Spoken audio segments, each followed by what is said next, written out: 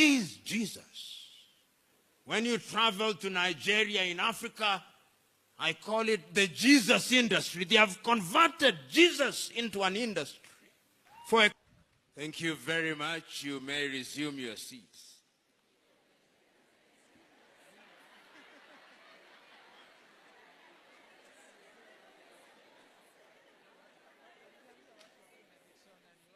So let me say that I'm glad to be in this congregation to share my thoughts with you on the chosen subject, finishing strong. But during my short conversation with the senior pastor, we had some informal conversations during which I told the senior pastor and the pastor here that I consider myself to be a Christian of Berea. And when you read the Acts of the Apostles, the Apostle Paul talks about the Christians of Berea. These were Christians who, when he had preached, they would go back and read the scripture for themselves and question. During that conversation, I told the senior pastor and pastor that if I had lived during the days of Christ and I was one of his disciples, I would have been Thomas or Philip.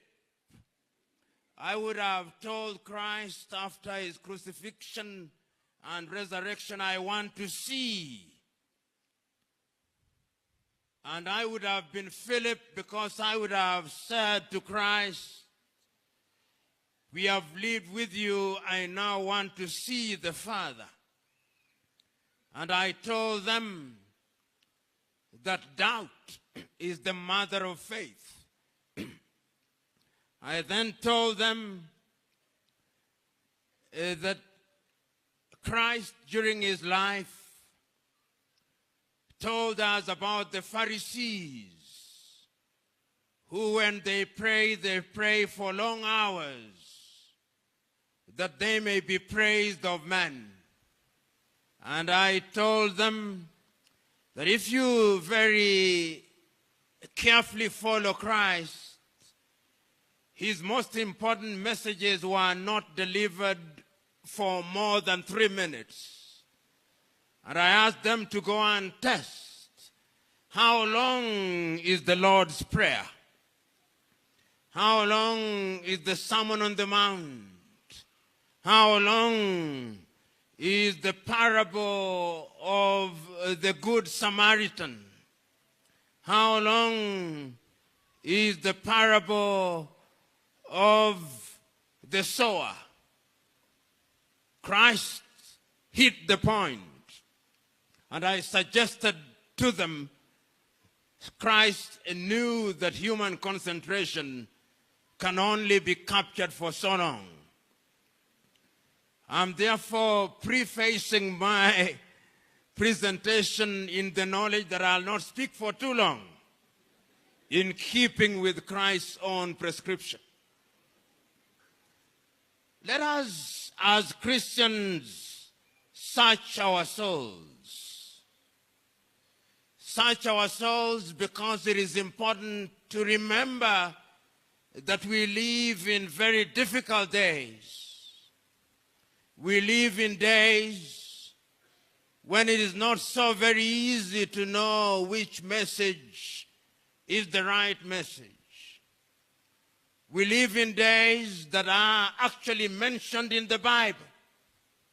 If you read the book of Matthew, at chapter 24, verse 24, Matthew says that in these days there shall arise many Christs, and they shall perform wonders, and that if it were possible, they would deceive even the very elect.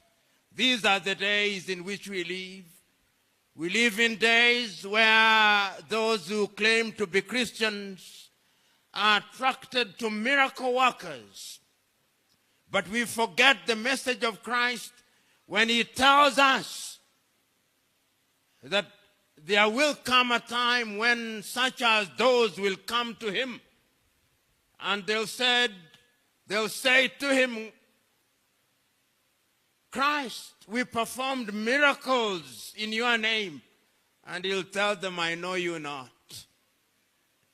We live in times which are spoken of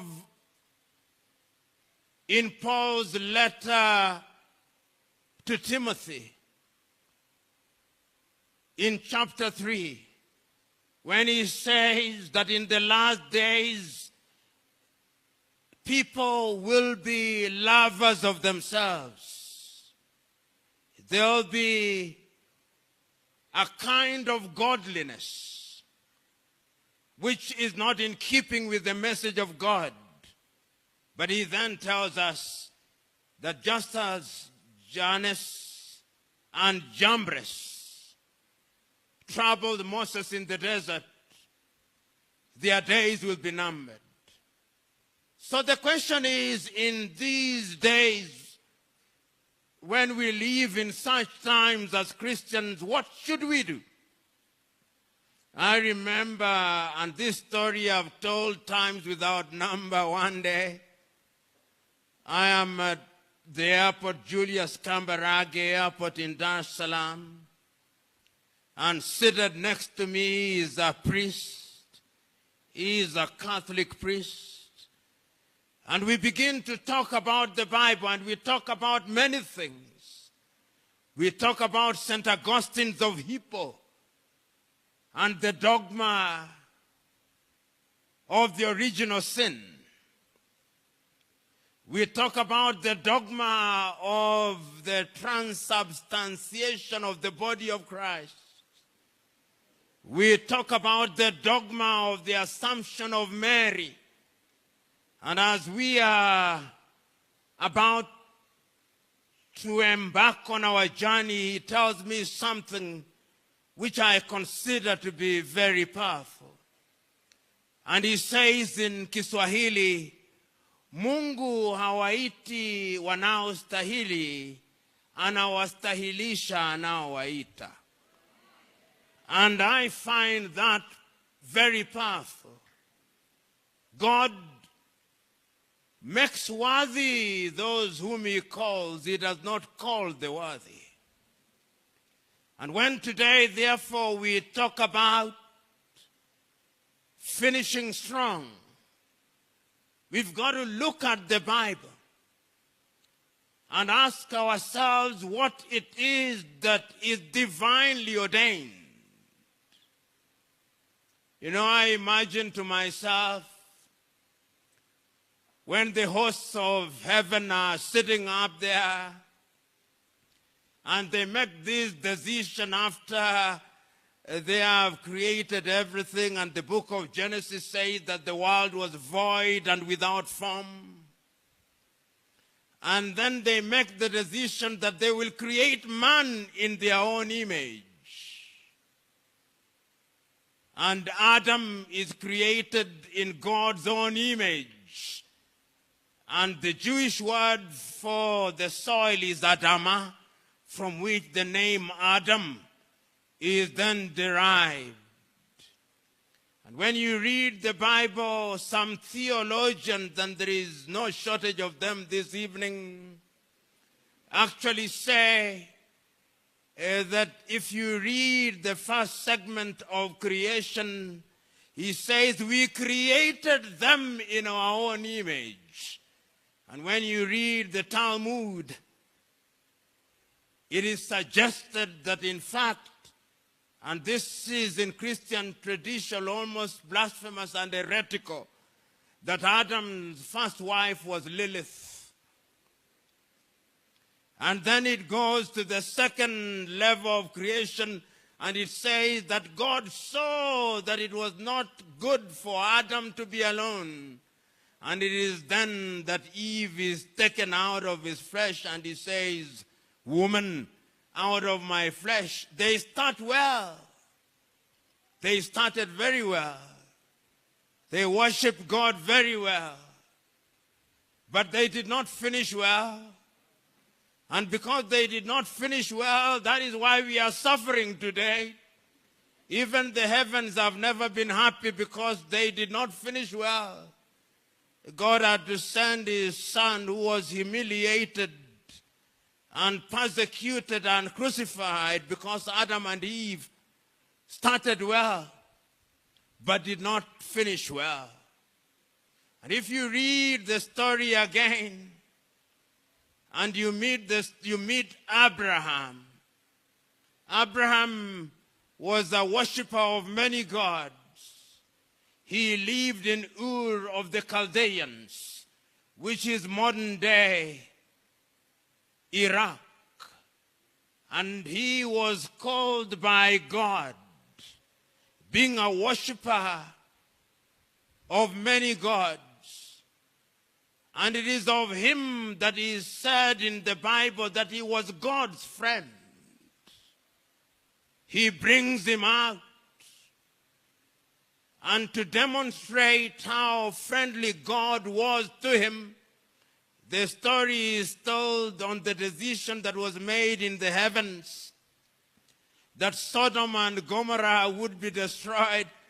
And we are told that there is a conference and a conversation in the heaven whether that information should be revealed to Abraham or not. And the decision is made by the three angels to tell him that they are going to destroy Sodom and Gomorrah. And they tell him, and he asked, what about if there are 50 good people in Sodom and Gomorrah?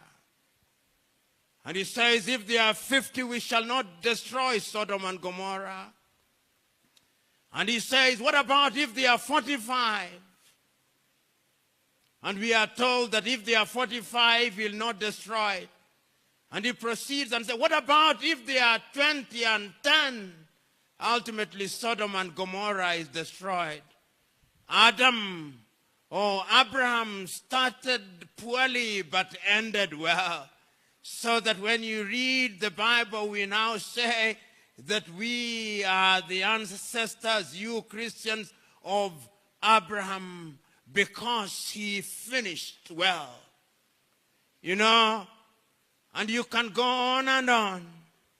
And you look at the story of Noah and move pretty quickly and go to the story of Moses.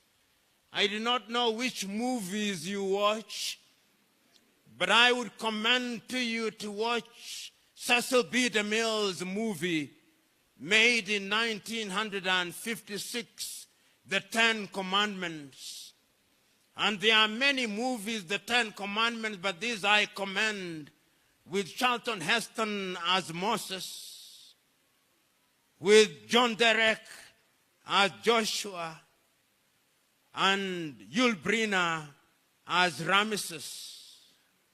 It is a great movie. And it tells you and dramatizes the story of Moses.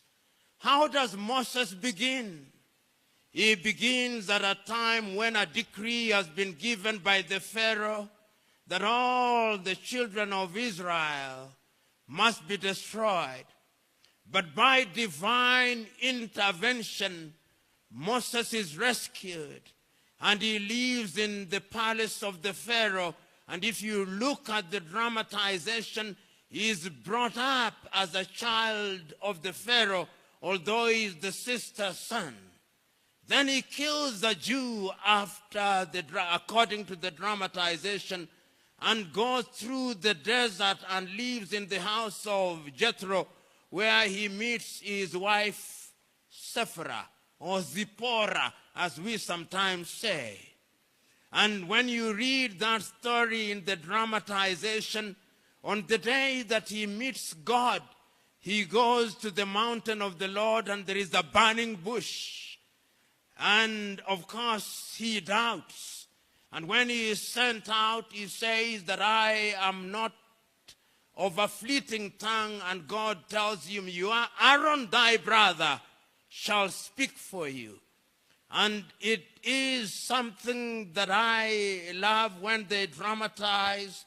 He then goes back to the Pharaoh and tells the Pharaoh, "Thus saith the Lord, let my people go." And they are tested. 10 miracles. And ultimately they leave. And in that dramatization, one of the most interesting things is when the Pharaoh, after the 10th miracle, the Israelites are about to cross the Red Sea, and he sends his hosts to go and attack them. And Nefertiti, who is the Pharaoh's wife, tells him to go back. And of course, the story is known. When he comes back, the Egyptian hosts have been drowned. And he comes back, and Nefertiti asked him, "Where is Moses?" And Ramesses Yul-Brynner plays a wonderful role there. He says of Moses, his God is God. And then he crosses the Red Sea and goes to the mountain of the Lord and receives the 10 commandments.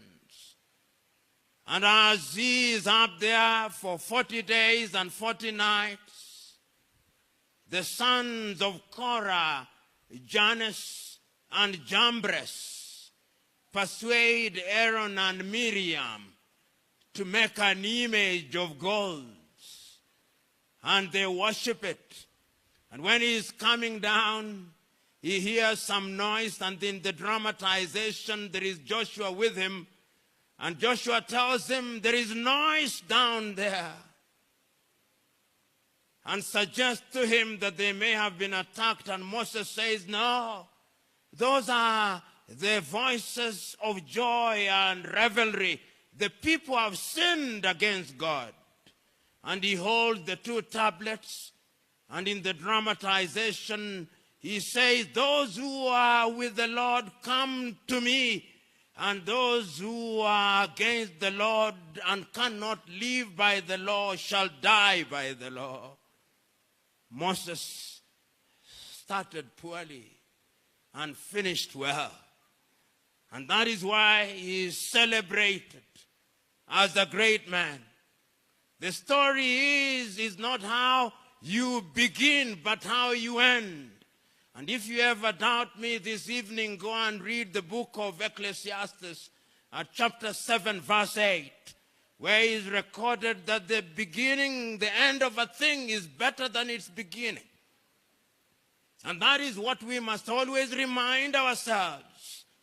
You must begin. When we are awarding people for races, we do not praise them because they started well. We praise them because they finished well. And the story of the Bible is about how you finish, not how you begin. And you read the Bible throughout, and you Christians of Berea must read the Bible. You know, when I read the Bible, and I look at some of the incidents in the Bible, one of them is recorded in the 2nd book of Samuel. And this is a story that you know. It's a story where Nathan visits David. And he has a story to tell David the king. And he tells a story, he tells David, you know, there was a kingdom where there was a rich man with many cows and goats and all those things. And in that kingdom there was also a poor man who had an ewe of a lamb which he kept as if it was his daughter. Then one day there was a visitor in that kingdom, and this rich man took the ewe of a lamb of the poor man and slaughtered it. And then David says, if there is such a man in my kingdom, he shall be punished. And then Nathan says, oh king, that man is you. It is you who has taken the wife of Uriah the Hittite and caused him to be killed by the sword of the Ammonites. The sword shall never leave your house. But even before that, he says that if you had wanted anything, I'm the one who delivered you from Saul. I'm the one who delivered you. And if you have wanted more, I took Saul's wives and gave them unto you and all his property. And if you had wanted more, I would have given them to you. But because you have done that, the sword shall never leave your house. You who are congregants, has the sword ever left the house of David? As I speak to you now, the sword is in the house of David. But David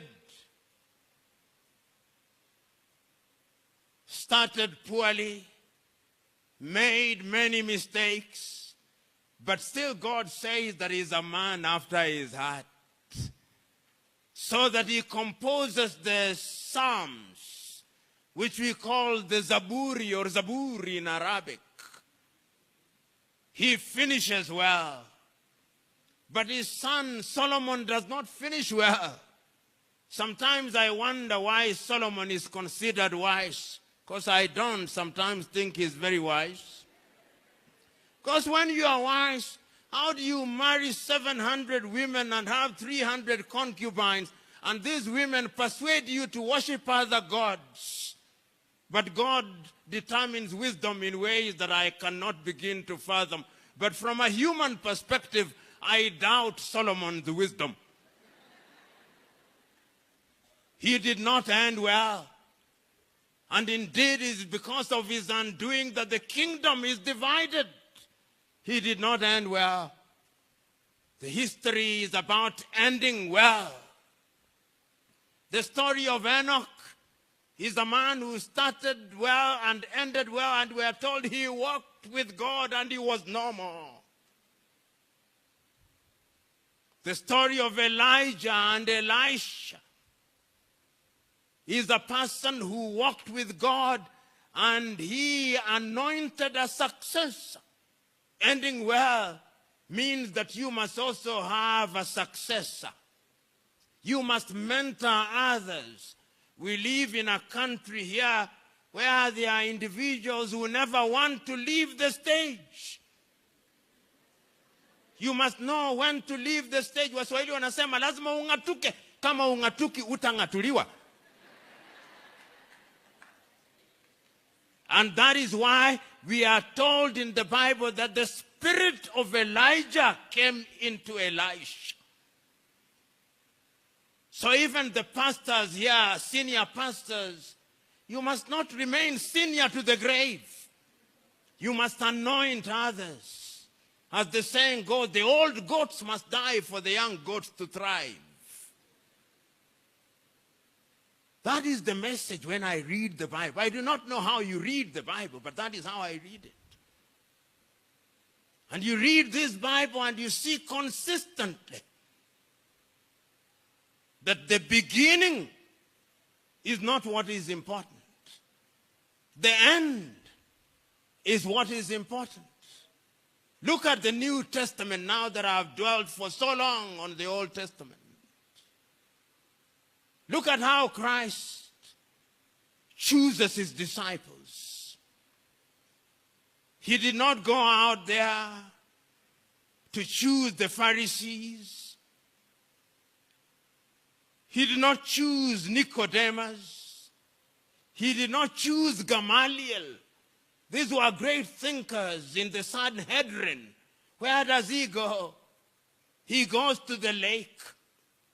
And he sees Peter and Andrew, who are fisher people, and he calls them and tells them, you come that you shall be fishers of men.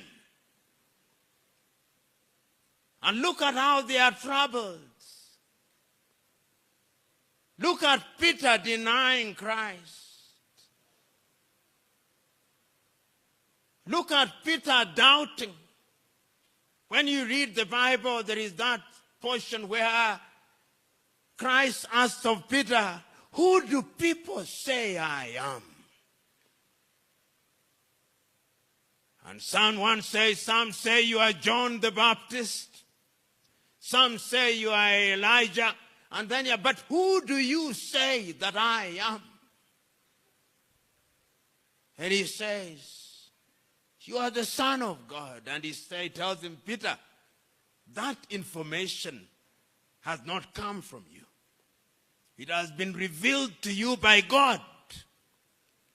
In other words, we are being told, as Christians, that you must relegate your human wisdom and let God dominate your thought processes. Then you get the right message. So this Peter, who denies Christ, even when he was forewarned, and therefore should have been forearmed, what happens? He denies him, but he repents. And it is about him that Christ says, "Simon Bar-Jonah, upon this rock I shall build my church."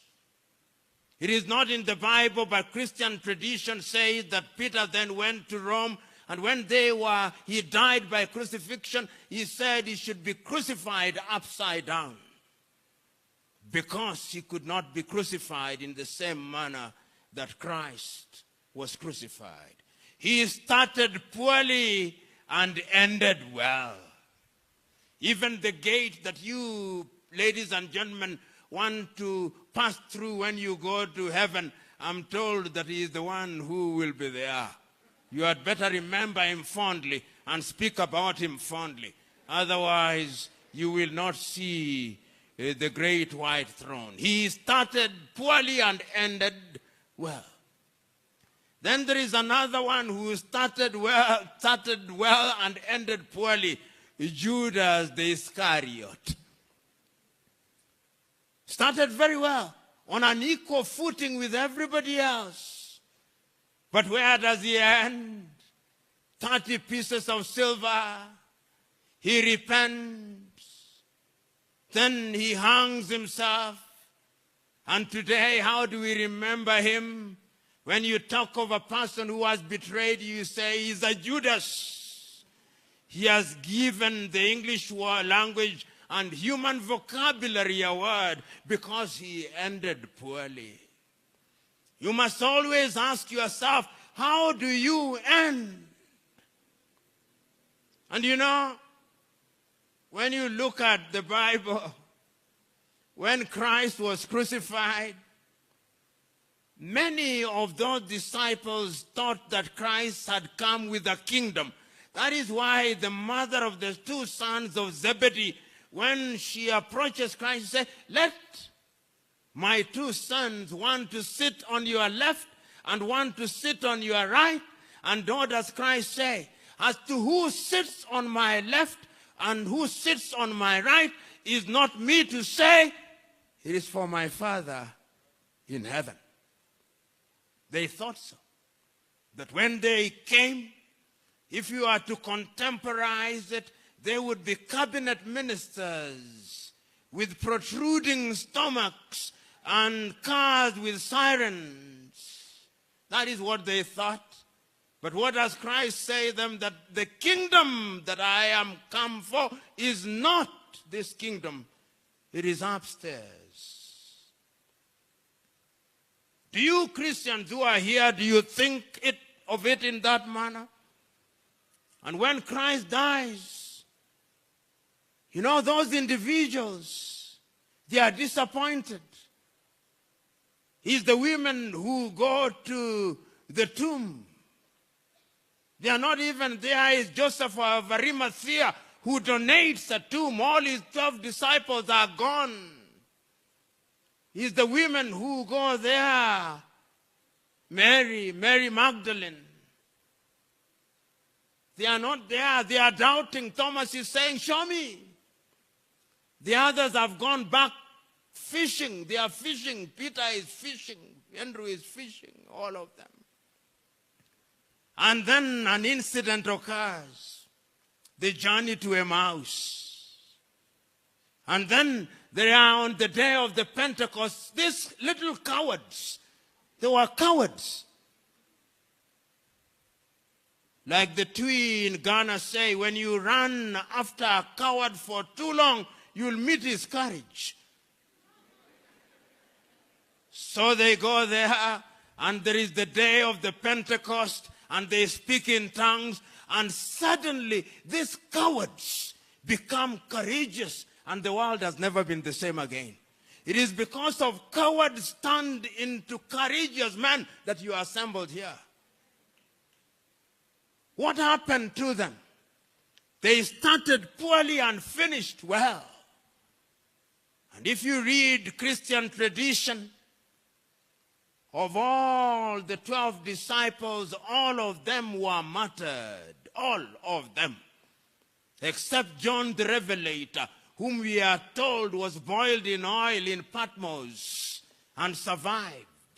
So when you follow Christ, there is now new theology in the world which is heretical, where we treat the church of God as if it were a casino, that when you pay tithe and offerings, then all blessings will be poured upon you. That is not the message of Christ. When you carry the message and the cross of Christ, from that day you are targeted by the devil, and your lot is suffering, but for the intervention of God. And that is why Christ says, many are called, but few are chosen. You remember the story of the rich man, the young rich man. He comes to Christ and he says, all the laws of Moses, I have followed them. And Christ tells him, yes, I know. But now I want you to do one little thing. Go yonder and sell all the things and follow me. And then the young man walks away dejected, and Christ now turns to the crowd and tells them that it shall be easier for a camel to go through the eye of a needle than for a rich man to get into the kingdom of heaven. Christ is not condemning riches, no. He's simply saying that don't allow riches to be your God, because it is vanity of vanities. How do you start? This is the question. This man,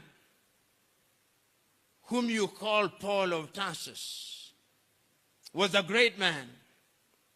He learned under the feet of some of the greatest thinkers of the day. Gamaliel. Gamaliel in modern days was a professor of law, of theology. And it is under his feet that Paul learned. And what did Paul do? He persecuted Christians. He killed them. The first martyr in Christendom is Saint Stephen. It is Paul who presided over his martyrdom. It is this same Paul who on his journey to Damascus meets Christ. And after that, this man who was called Saul becomes Paul. And you are here are courtesy of him. The Christianity, the Christian version that you talk about is courtesy of Paul. It is Paul who goes into the land of the Gentiles. It is Paul who for the first time his followers in Antioch are called Christians, the followers of Christos in Antioch. So you are Christians because of Paul, the killer of the followers of Christ. It is this Paul who writes letters to Timothy, to the Galatians, to the Colossians, to the Ephesians, to the Romans. He started poorly but ended well. You are here today. Are you Christians? Do you claim to be Christians? Many of you here are baptized, are you not? And you remember on the day of your baptism, you said that you rejected the devil with all his works. Have you rejected the devil with all his works? By deed or thought? Since morning, how many commandments have you disobeyed? Have you not coveted somebody's dress, somebody's wife or husband? Have you not? Have you not in your thoughts thought of murdering somebody or harming somebody this morning, since this morning? Unconsciously, have you not had other gods? This is who we are. I was telling the good pastor here, and luckily he told me that just 2 weeks ago, just thereabout, the book of Habakkuk. How many of you have read the book of Habakkuk? Now look, in this congregation of Christians, less than 0.01% have read the book of Habakkuk. Yet I consider him, he is considered to be a minor prophet. But he's the man who questions God like we all do, but ultimately surrenders to God. You know, this faith and this Christianity that we talk about is serious business. There is a sermon that I want you to go and listen to this evening or tomorrow morning. It was a sermon that was delivered by Billy Graham in Chicago, the United States in 1971. Who is Jesus? He's one of the most powerful sermons that I've ever heard preached by man. Who is Jesus? Some say he was the Son of God, Billy Graham says. Some say that he was a god. Some say that he was a madman. Some say that he was a charlatan. But who is Jesus? Who is he? Who is he? That 2,000 years down the line, you are here congregating and praying in his name. Who is he? You never met him. He was a Jew who, according to the Bible, never traveled for more than 50 kilometers. He was in Nazareth, he was in Bethlehem, he was in Jericho, he was around Galilee. He did not have internet, he did not have Instagram, he did not have WhatsApp, no phone. But today you hear, you say that he has taken your life. Who is he? Why are we here dancing to him, dancing to his tune? Who was he? He only preached for 3 years. The 18 years between age 12 and 30, we do not know where he was. Who is he? Who is he?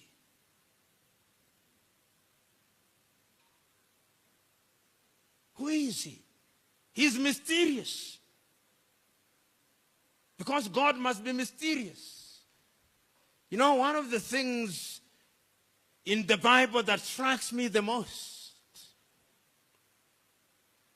is the story of John the Baptist. This John the Baptist, who is Christ's cousin, the son of Elizabeth, and Zachariah, says he's a forerunner for Christ. And when Jesus is being baptized at the Jordan River,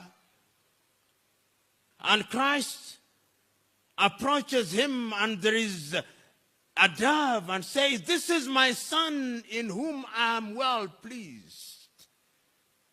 This John the Baptist, when he is arrested by Herodias and he is in jail, he doubts. And he sends his two disciples to Christ to go and ask the following question. Go and ask of him whether he is the one or we should wait for another. Do you remember that? Whether he is the one or we should wait for another. And how does Christ reply? Go and tell him that the blind are seeing, that the lame are walking, that the lepers are clean, and that the message is being preached to the whole world. After that, we are not told what happens. John's head is cut and given to Salome. That is John who saw him, who baptized him. You, ulimuona Yesu wewe? Si unasimuliwa tu. Yet he tells us by faith. He tells us, you who say, somebody says, good man, he says, why do you call me good? It is only God in heaven that is good.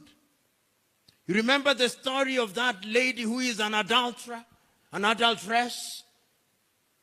They come and say, according to the law of Moses, she should be stoned. And Christ is writing and says, yes, those of you who are without, he amongst you who is without sin, cast the first stone. And he's looking down. And after a while he raises his head and they have all gone. And he asks the lady, where are your accusers? Go forth and sin no more. Go forth and sin no more. That message is preached to us on a daily basis, weekly basis. The good pastor says, go and sin no more. But we sin. In our country particularly, we sin. Greed is our creed. We go to the offices and we ask for bribes. In our unguarded moments in this country, we judge people on the basis of their tribe. Yet Christ says there are no Jews, no Gentiles. How are you finishing? You are here. How do you intend to finish the journey? Are you a Sunday Christian who repeats the words of the Lord's Prayer and the Nicene Creed and the prayer of St. Chrysostom as if you are a robot?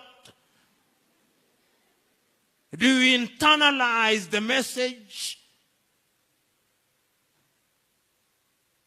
When you read the Beatitudes, blessed are the poor, do you internalize? Are you Christians who will be judged by their fruits?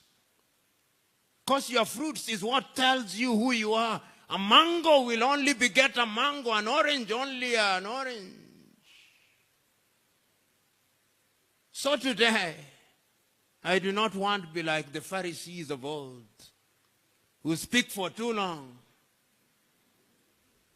I want to be in keeping with Christ himself. That the message is, how do you finish? And we live in difficult and dangerous times where we must have a discerning spirit. You know, when I'm traveling to Nakuru, I count the number of churches, church buildings. They have even run short of names now. Helicopter or something. When you travel to Nigeria in Africa, I call it the Jesus industry. They have converted Jesus into an industry for extortion through intimidation of people. That is not the Church of Christ. That is how I understand Christ's message, that many are called, but few are chosen. That is how I understand Paul's letter to Timothy, that in the last day there shall be forms of Christianity, and there are those forms of Christianity. They have made predictions. The Millerites said that the world would end in 1844. It did not.